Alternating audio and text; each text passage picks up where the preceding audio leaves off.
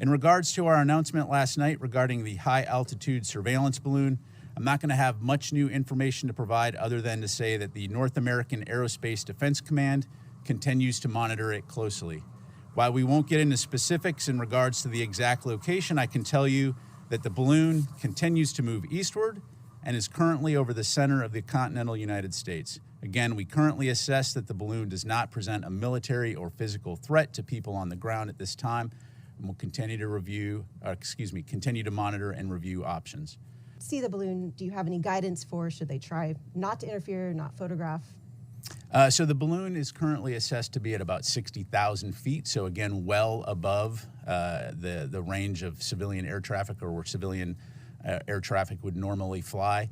Is the Chinese government controlling the movement of the balloon, or is it just floating with airstreams? Thanks, Jennifer. So I'm not going to go into any specific intelligence that we may have. Again, we know this is a Chinese balloon and that it has the ability to maneuver, but I'll just leave it at that. And once it's over a body of water, will you shoot it down?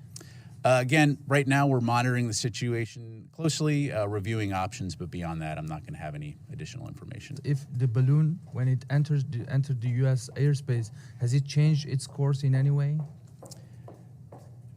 The balloon has changed its course, which is, again, why we're monitoring it, but that's about as specific as I can get. How is it that the U.S. can assess that, given that the balloon is at such an altitude, without actually getting eyes on it up close and assessing the equipment that's on board? And secondly, are there any alternatives being considered to shooting it down? Is there any option to take this balloon out of the sky intact to maybe get a better look at that equipment? Yeah, so again, this is a surveillance balloon, operating at about 60,000 feet. Clearly, we did a very close assessment in terms of what it's doing.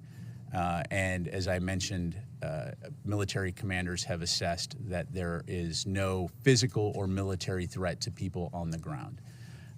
And so in that regard, we'll continue to monitor. In terms of way ahead, we will continue to review options, but I'm not going to have anything further to provide on that. You said that this is violating our airspace, so why not take it down?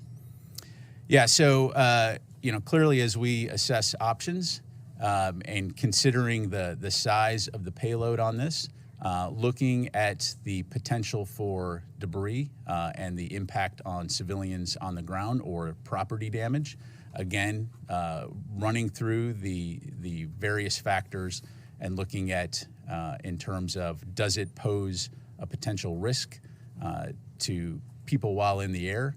And right now, as I mentioned, we assess that it does not pose a risk to people on the ground as it currently is traversing the continental United States.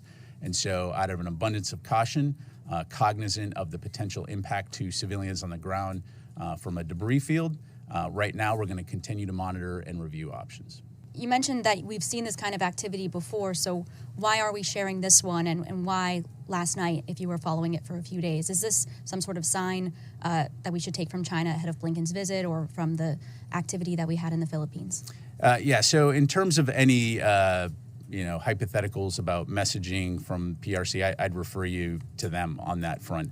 Again, I think what makes this different is the duration and the length of which it has been over U.S. territory. But beyond that, I'm not going to be able to go into any more specifics. How will this incident affect the Secretary's future engagement with Chinese counterparts to maintain the open lines of the communication? I think we've been very clear that we're always open to maintaining an open line of communication with the PRC, and in that regard, nothing has changed.